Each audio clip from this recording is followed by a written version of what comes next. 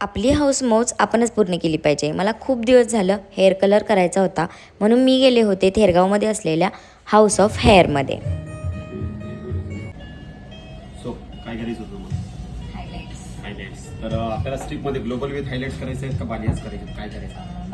बालियास. Shade कुठला काय choice केलं तुम्ही पाहिले? सरांचं सजेशन घेऊन मी माझा हेअर कलर चूज केला आणि ट्रीटमेंटला जास्त टाईम लागणार होता, त्यामुळे सगळ्यात आधी मी चहा पिऊन घेतला. त्यानंतर माझी ट्रीटमेंट चालू झाली.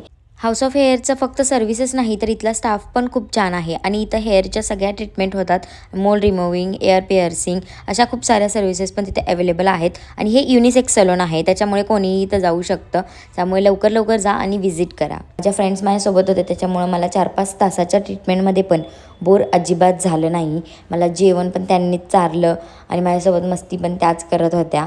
आणि त्यानंतर खूप जास्त वेट नंतर मला रिझल्ट बघायला भेटला आहे आणि तुम्ही पण बघू शकता. हॅपी? मला माझा न्यू लुक एवढा आवडला होता ना, मी खूप जास्त फ्लेक्स करत होते आणि का नाही करणार, मी दिसतच एवढी भारी होते आणि तेही हाऊस ऑफ हेअरमुळे. Thank you so much. तुम्ही नक्की व्हिजिट करा. मी ॲड्रेस मेन्शन करते आहे.